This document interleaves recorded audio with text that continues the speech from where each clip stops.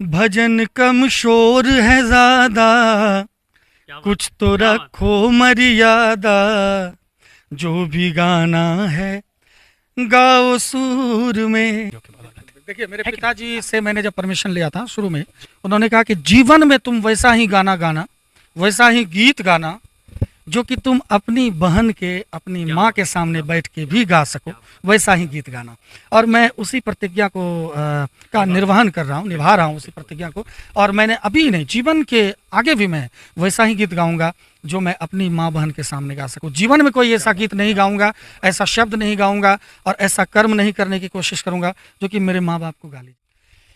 मिलने से जिनसे आप पर गंदा असर पड़े, मिलने से जिनसे आप पर गंदा असर पड़े, हरगिज ना ऐसे लोगों से मुलाकात कीजिए, ताली बजा बजा के शुरुआत कीजिए।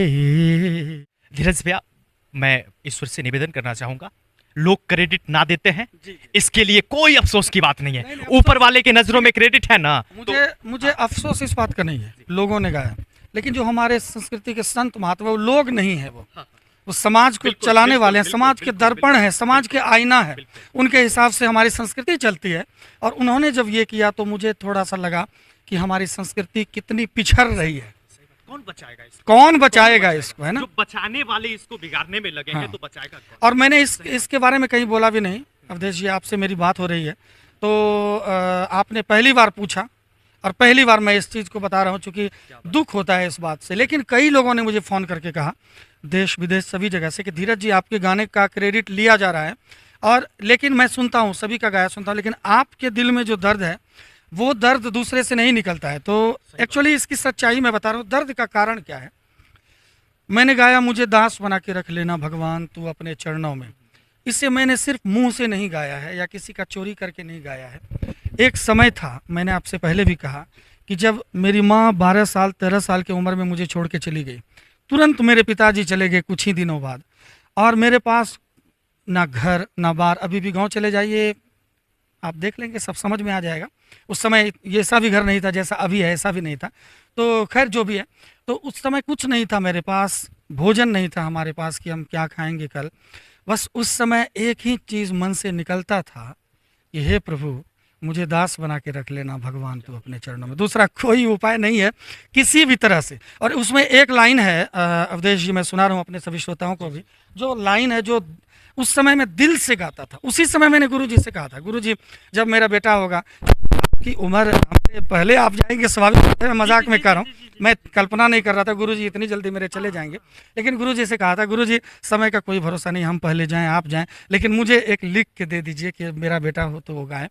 तो उस समय गुरुजी ने दिया था, तो उन्होंने शायद मेरे बेटे के लिए नहीं दिया था, वो मेरे मर्म को समझते थे और मेरे लिए उन्होंने लिख करके दिया था। उसमें एक लाइन था, जब अधम से अधम को तारा है, उसमें ही नाम हमारा है। हे प्रभु, कितने लोगों को तुमने तारा है, उसमें भी नाम हम, उसमें ही नाम हमारा भी है। जब अधम से अधम को तारा है, उसमें ही नाम हमारा है, उसमें ही नाम हमारा है।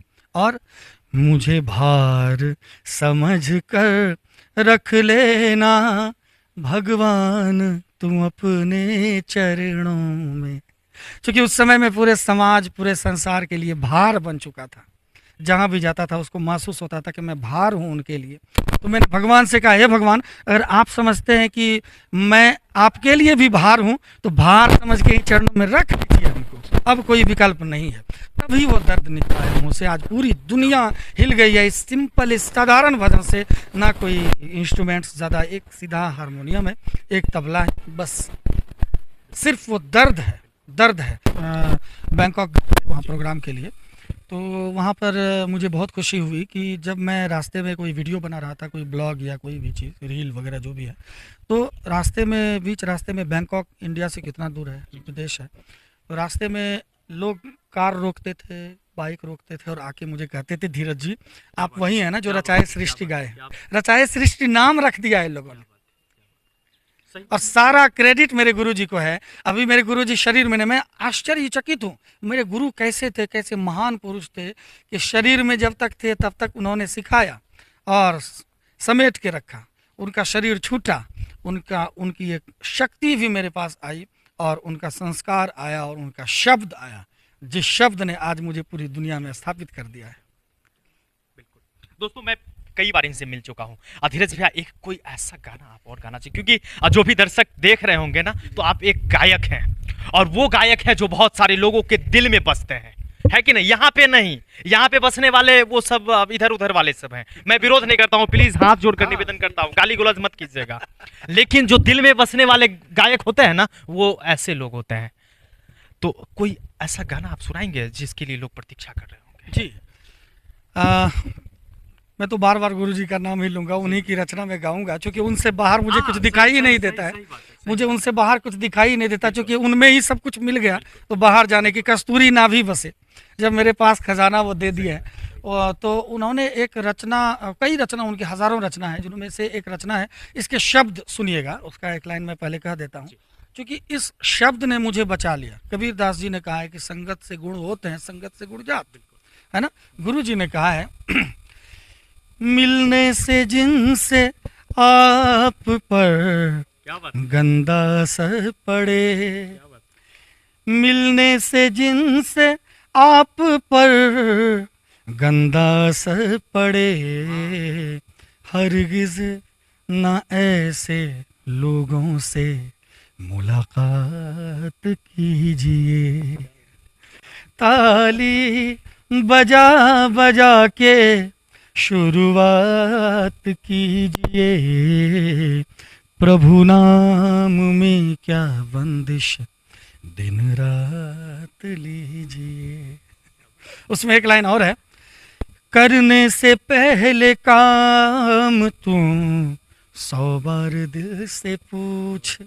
कोई भी काम करिए, 2 दिल होता है, एक अंतर मन से पूछिए तो बता देगा ये गलत है सही है। इसीलिए गुरुजी ने लिखा है करने से पहले काम तुम 100 बार दिल से पूछ, करने से पहले काम तुम 100 बार दिल से पूछ, हरगिज न कभी दिल से कुछ घात कीजिए, ताली बजा बजा के शुरुआत कीजिए, प्रभु नाम में क्या बंदिश दिन रात लीजिए।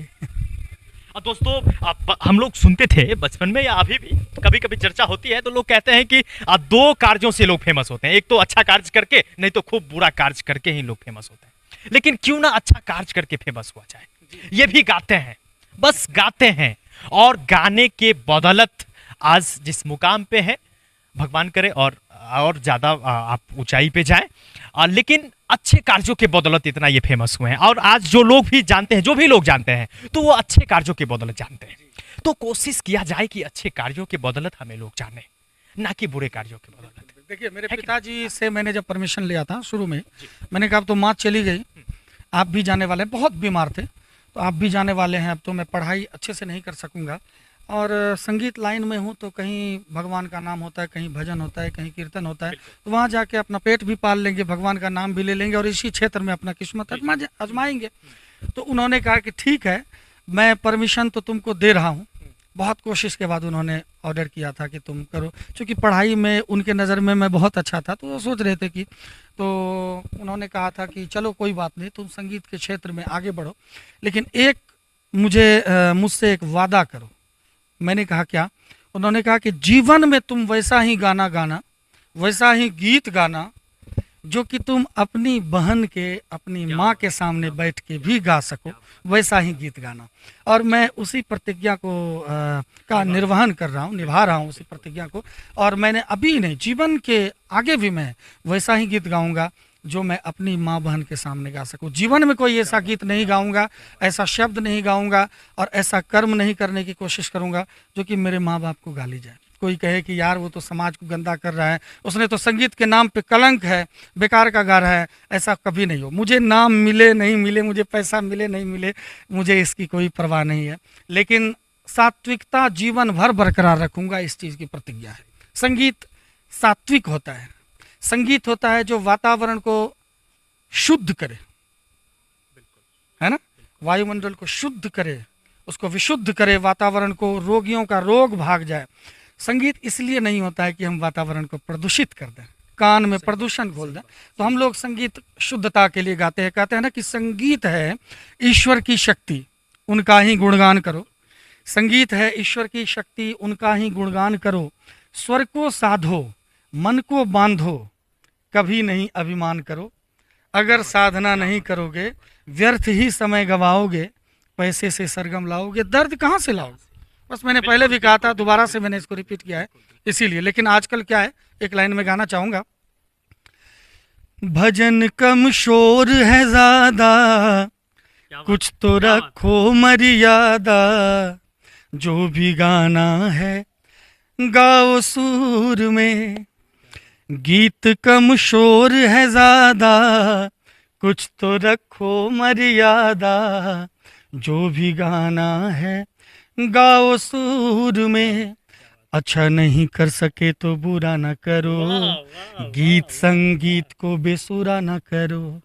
अच्छा नहीं कर सके तो बुरा न करो, गीत संगीत को बेसुरा न करो। नाम चाहिए तो अच्छा नाम करो रे, नाम चाहिए तो अच्छा नाम करो रे। बच्चे कुछ सीखे ऐसा काम करो रे।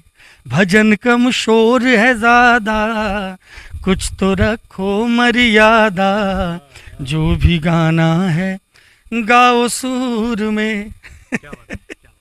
बहुत गर्व होता है हमारे बिहार के लाल। आप भागलपुर के रहने वाले हैं ना? भागलपुर के रहने वाले ये बिहार के लाल हैं और बेहतर कार्यों के बदौलत, बेहतर कार्यों के इस शब्दों पे ध्यान दीजिएगा। कोई अश्लील नहीं, कोई ऐसा शब्द नहीं जिसे आप अपने घर में अपने परिवार के सामने नहीं सुन सकते, कोई ऐसा शब्द नहीं। और उस कार्यों के बदौलत आज पूरे देश दुनिया में, विदेश में जाते हैं तो लोग पहचानते हैं, लोग पहचानते हैं और वही अच्छा शब्द का प्रयोग करते हैं। वही भजन जिसने इन्हें पहचान दिया और जिस भजन को इन्होंने पहचान दिया। रचा है सृष्टि, जिस रचा है सृष्टि, हाँ, रचा ए, लोगों ने इसको रचा है गाया। रचा है गाने में थोड़ा आसान होता है, रचाए गाने में थोड़ा सा क्लिष्ट है। तो ओरिजिनल है कि रचाए सृष्टि, रचाए सृष्टि, रचाए। हमारी डायरी में लिखा हुआ है, कब का लिखा हुआ है वो डायरी में भी डेट लिखा हुआ है। चलिए, बहुत बहुत शुभकामना।